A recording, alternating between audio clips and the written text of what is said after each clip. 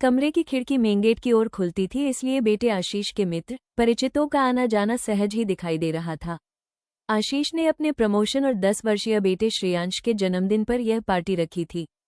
हम दोनों भी इसीलिए गांव से यहाँ उसमें शामिल होने आए थे। घर में चल रही इन सब हलचलों से अनभिज्ञ पत्नी रेवा अपनी आराम कुर्सी पर अर्धबेहोशी के हाल में लेटी थी। किसी कार की तेज आवाज पर वो चौंककर उठ बैठी और पूछा कि श्रेयांश का बर्थडे केक कट रहा है क्या? मैंने कहा, अभी नहीं। कुछ धीमी आवाज में वो कुछ कहती रही और फिर उसी अवस्था में चली गई। पिछले 6 माह से उसकी यही अवस्था थी। जब मेरी रिटायरमेंट पार्टियों का दौर चल रहा था, तब हम पति पत्नी दोनों बैठे खूब प्लान किया करते कि अब यहाँ जाएंगे, वहाँ जाएंगे, उन्हें बुलाएंगे, और रेवा हमेशा कहती कि अब घर के बाजू के बागीचे में हम खूब सब्जियां और लाल पीले सफेद गुलाब लगाएंगे। एक दिन तो रॉ में कह रही थी कि मैं बागीचे में सब्जियां तोड़ूंगी और तुम मेरे लिए कॉफी बनाकर लाना। तब हम खूब हंसे थे इस स्वप्न पर। मगर उन्हीं दिनों रेवा की स्कूटी का एक्सीडेंट हो गया। सिर पर चोट आई थी और तभी से उसकी यह हालत थी। आधे होश में रहा करती थी।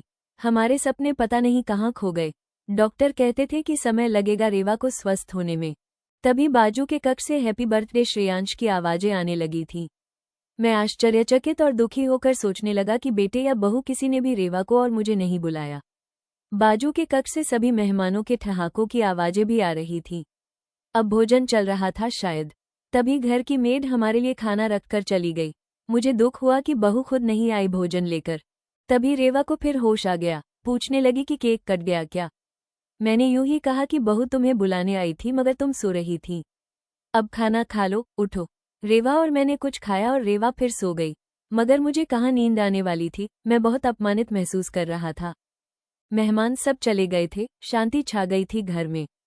तभी बाजू के कमरे से आशीष और बहू शुभा की बातचीत सुनाई दी। आशीष ने बहू से पूछा कि तुमने मम्मी पापा को बुलाया क्यों नहीं, केक काटते वन्नत? शुभा बोली, माँ जी तो नींद में रहती है, क्या बुलाती उन्हें।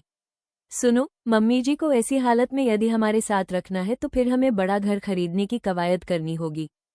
वह आगे बोली, मैंने जब पापा जी से ये कहा कि गांव में घर के बाजू के प्लॉट को बेच दीजिए, हम यहाँ बड़ा घर खरीद लेंगे, तब उन्होंने जो जवाब दिया उसे सुनकर मुझे हंसी आने लगी थी।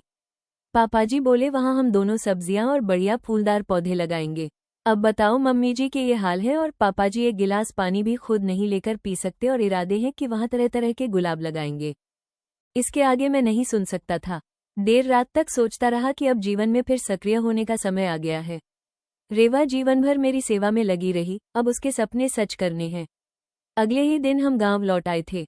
बेटी जाह्नवी को ससुराल से बुलाकर किचन को व्यवस्थित करवा लिया और धीरे धीरे चाय, नाश्ता, सब्जी बनाना सीखने लगा।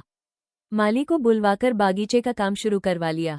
1.5-2 महीने में ही मेहनत रंग लाने लगी थी। सब्जी के बीजों में अंकुरन हो चुका था और वे बड़े हो रहे थे। रेवा भी खुश खुश बागीचे में आकर बैठने लगी थी। उसकी सेहत अब बहुत बेहतर थी। बागीचा सुंदर परिणाम देने लगा था। लाल पीले गुलाब फूलना शुरू हो रहे थे। भिंडियां भी लगने लगी थीं। और एक दिन जब रेवा खुश होकर भिंडियां तोड़ रही थी तब मैं कॉफी बना लाया और उससे कहा, लो तुम्हारा सपना पूरा हुआ अब। रेवा भाव विभोर सी मेरी ओर देख रही थी। तभी किसी दिशा से ठंडी हवा का एक झोंका आया और हमारे हृदयों को सकारात्मक ऊर्जा से भर गया।